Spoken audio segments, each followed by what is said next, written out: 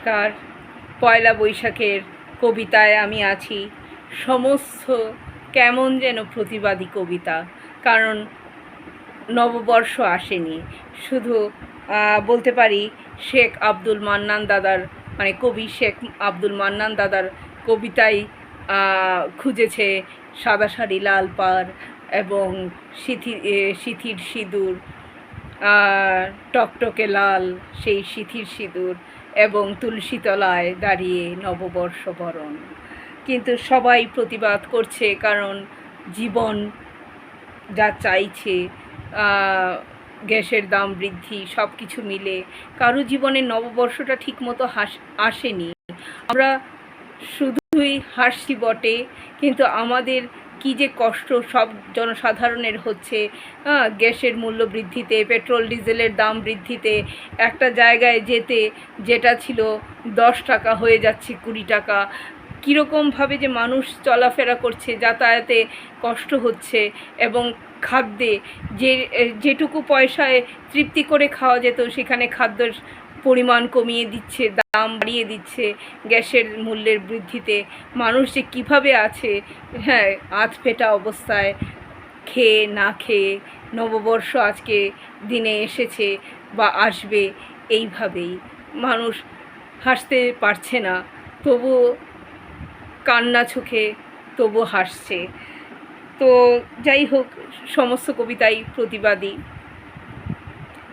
এখন আমি পাঠ করতে চলেছি কবি কালীচরণ সর্দারের কবিতা বসন্ত আসেনি। কবিতার নাম। কবি কি নিজেই বাক্যহীন?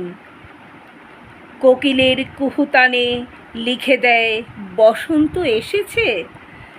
বৃষ্টি কি নিজেকে লুকোতে মাথার উপর পেতে দিয়ে গেছে আকাশের নীলাভ চাদর? রোদে পুড়ে দাঁড়িয়ে কেমন অশ্রুপতনের পাতা ঝরা গাছ। এদিক ওদিক অল্প অল্প মেঘেরা ছুটছে দেখে গরিব চাষিও বুনে দেয় শস্য বীজ কয়েক ছটাক। ধীরে ধীরে আকাশের নীলে ফোটে কালোর প্রাসাদ, যেন এক কুম্ভকর্ণ দৈত্য আচমকা জেগে উঠে শোনাবে গর্জন। হঠাৎ উঠোনে কত বৃক্ষপত্র ছেয়ে গেছে, ছড়িয়ে ছিটিয়ে কত ভাঙা ডাল। বৃষ্টি ভেজা মাটিতে পা রেখেছি যেই, ধরণীর বুকে ফুটে উঠল ছাপ। দেখে মনে হবে যেন কোনো অতিমানব পদচিহ্ন রেখে গেছে তার। দেখে মনে হবে যেন কোনো অতিমানব পদচিহ্ন রেখে গেছে তার। খুব সুন্দর কবিতা। সময়ের কথা, মানুষের কথা উঠে এসেছে। বসন্ত আসেনি কবিতা খুব সুন্দর।